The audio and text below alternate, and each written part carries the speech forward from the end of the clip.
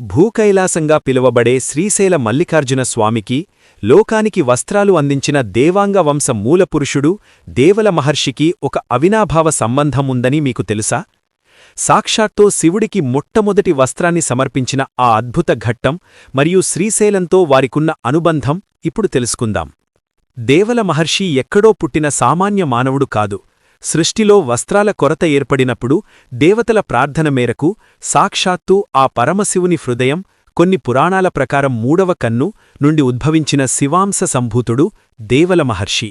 శ్రీశైలం సాక్షాత్తూ ఆ శివుని జ్యోతిర్లింగ క్షేత్రం కాబట్టి తమకు ప్రాణం పోసిన పరమశివుణ్ణి దేవాంగ వంశీయులు తమ ఆరాధ్య దైవంగా కొలుస్తారు. దేవల మహర్షి సూర్యుడి నుండి పవిత్రమైన నూలును పొంది తామర తూడులతో మొట్టమొదటి శ్వేత వస్త్రాన్ని నేశారు. ఆ వస్త్రాన్ని తీసుకువెళ్లి మహాదేవుడికి సమర్పించారు. ఆ ఆచారాన్ని పాటిస్తూ నేటికీ దేవాంగ వంశీయులు మహాశివరాత్రి మరియు ఉగాది పర్వదినాల్లో శ్రీశైలం మల్లికార్జున స్వామికి, భ్రమరాంబిక అమ్మవారికి తమ చేతులతో నేసిన పట్టు వస్త్రాలను సమర్పించడాన్ని ఒక గొప్ప యజ్ఞంగా, తమ వంశ గౌరవంగా భావిస్తారు. పూర్వకాలం నుండి శ్రీశైల మహాక్షేత్రంలో దేవాంగ వంశీయులకు ప్రత్యేక ప్రాముఖ్యత ఉంది. ఆలయ ఉత్సవాల్లో వస్త్రాలను అందించే బాధ్యత వారిదే.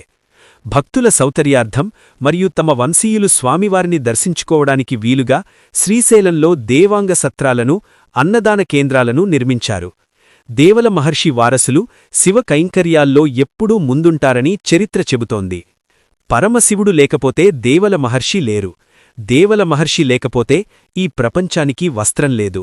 శ్రీశైల మల్లికార్జునుడి ఆశీస్సులు దేవాంగ వంశాన్ని ఎల్లప్పుడూ కాపాడుతూనే ఉంటాయి. మన పూర్వీకుల ఈ అద్భుతమైన చరిత్ర మీకు గర్వకారణంగా అనిపిస్తే వెంటనే మన ఛానల్కు సబ్స్క్రైబ్ చేసుకోండి. కామెంట్స్లో ఓం నమః శివాయ, జై దేవల మహర్షి అని రాయడం మర్చిపోకండి.